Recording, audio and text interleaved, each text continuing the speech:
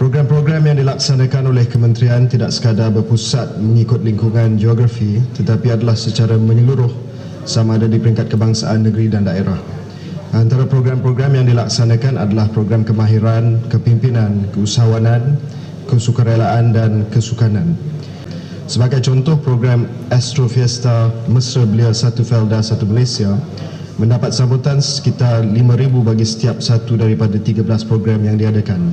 Pada masa yang sama, program-program lain seperti program Mesra Belia, Gerakan Transformasi Penggerak Muda yang telah dilaksanakan sebanyak 150 dan 361 program setiap satu mendapat sambutan optimum sasaran yang ditetapkan. Di Kota Samarahan, sebanyak 65 program telah dilaksanakan sepanjang tahun 2011 hingga Jun 2013. Sepanjang tempoh tersebut, seramai 42,946 orang belia telah menyertai pelbagai program dan aktiviti yang dijalankan. Dan jumlah penyertaan tersebut menunjukkan bahawa program yang dilaksanakan kementerian sememangnya dapat menarik minat serta penyertaan golongan belia daripada kawasan luar bandar.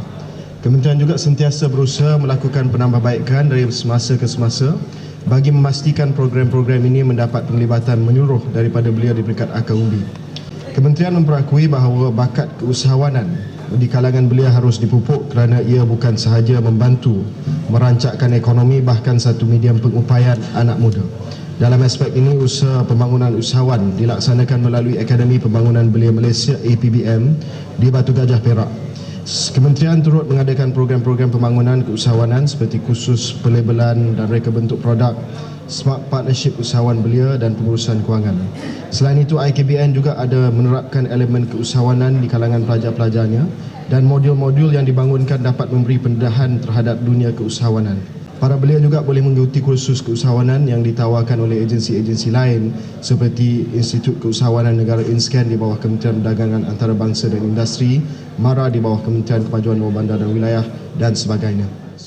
Antara contoh program yang kita buat terutamanya bagi golongan yang disebut oleh Yang Berhormat tadi, iaitu lepasan sekolah, adalah program yang melibatkan kemahiran, kepimpinan dan keusahawanan.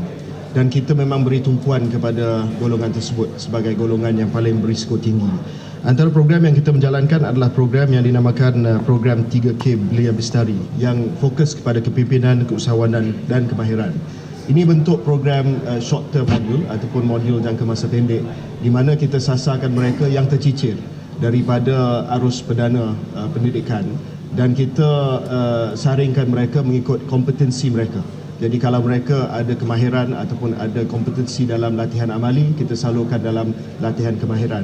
Kalau mereka nampak ada keinginan untuk menjadi usahawan, kita bangunkan secara franchisee dan sebagainya.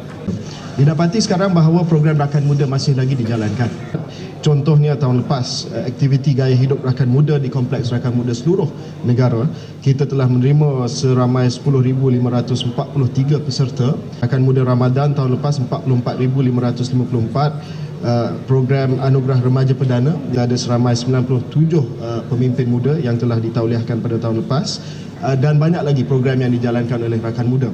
Cuma saya mengakui bahawa Rakan Muda pada hari ini walaupun masih lagi dapat penyertaan yang cukup ramai, tetapi mungkin sekali lagi seperti mana soalan tadi daripada Yang Berhormat Kota Samarahan, perlu kita updatekan lagi, perlu kita kemaskini lagi jadi dia lebih sesuai kepada kehendak orang muda pada hari ini.